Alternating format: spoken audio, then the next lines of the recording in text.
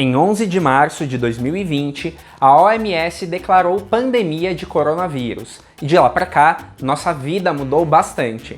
Até mesmo esse canal enfrentou problemas logísticos que impediam a produção de novos vídeos. Já pararam para pensar como isso afeta as novelas? Fica então a pergunta: como fazer novelas em tempos de pandemia?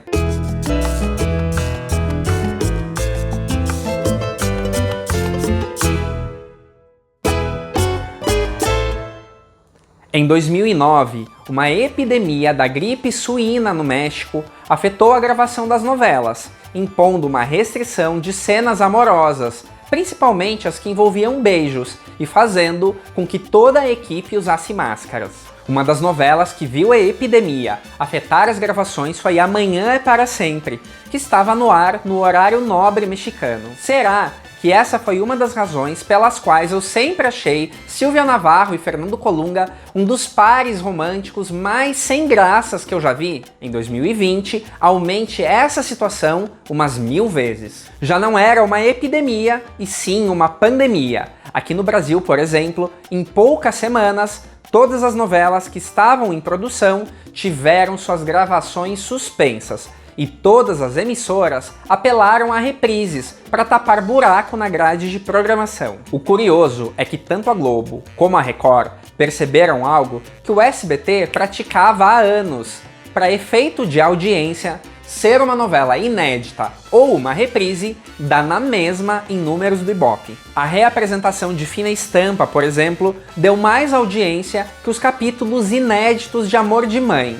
Não sei se por milagre, o SBT foi justamente no caminho inverso, agradando boa parte dos telespectadores. Com a grade em geral saturada de reprises, finalmente trouxeram novelas inéditas que há tempos o público noveleiro esperava. A suspensão da gravação das novelas foi uma medida responsável naquele momento, porque o lidar com o coronavírus ainda era uma certa incógnita e era inconcebível existir uma novela sem beijo, sem abraço, com distanciamento. Mas pasmem, a Televisa conseguiu manter vários horários com novelas inéditas, num primeiro instante recorrendo a produções que estavam prontas, mas engavetadas. Foi o caso do remake de Rubi, que trouxe Camila Sodi na pele da protagonista eternizada por Bárbara Mori. Isso inclusive causou um fato inusitado: o ator José Ron era o protagonista de 2 novelas inéditas exibidas ao mesmo tempo na grade.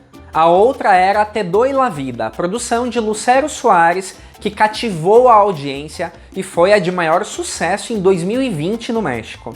Mas Te Doi La Vida estreou com um destino incerto. A novela começou suas gravações em outubro de 2019 e estava com uma boa frente de capítulos gravados. Mas era sensato estrear um produto sem saber se seria possível finalizar? As gravações foram retomadas em maio, sob rígidos protocolos sanitários. Mas não escapou de vários rumores de membros da equipe que testaram positivo para a Covid-19.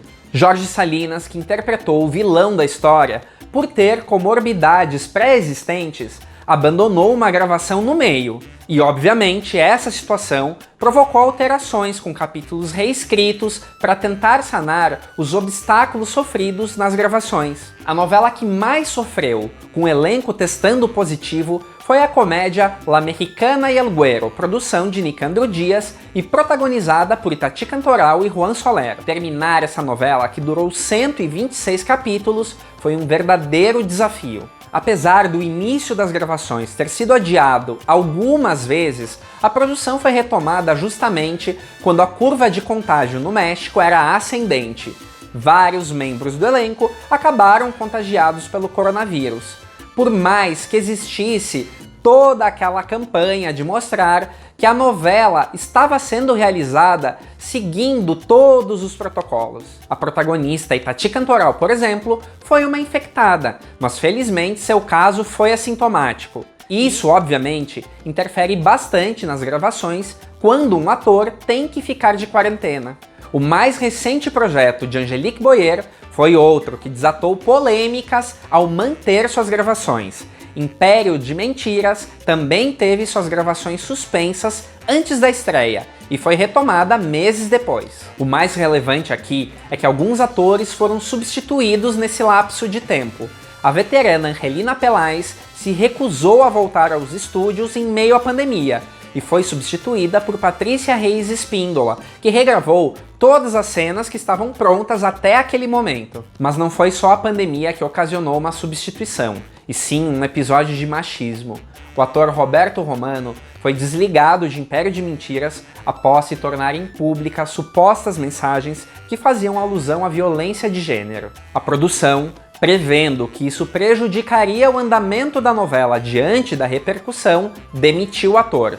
Em seu lugar, entrou Javier Ratín, sem que fosse preciso substituir o ator com a novela no ar. O protagonista do enredo, Andrés Palacios, também foi vítima do contágio da Covid-19, e após as gravações encerradas, a estrela Letícia Calderón chegou a ser internada para combater a mesma doença. Mas uma substituição de um ator infectado com coronavírus não pôde ser revertida com regravações. Leonardo Daniel, que interpretava Lino na novela Vencer el Desamor, produção de Rocío Campo, acabou sendo afastado das gravações e internado para tratar do vírus. A produtora Rocío Campo é quase uma veterana dessa prática, devido aos casos de O Diário de Daniela, Amigos para Sempre e a traumática mudança da protagonista em Cúmplices de um Resgate. Mas geralmente, quando isso acontece, busca-se um ator com as mesmas características físicas, para que a mudança no ar seja menos brusca,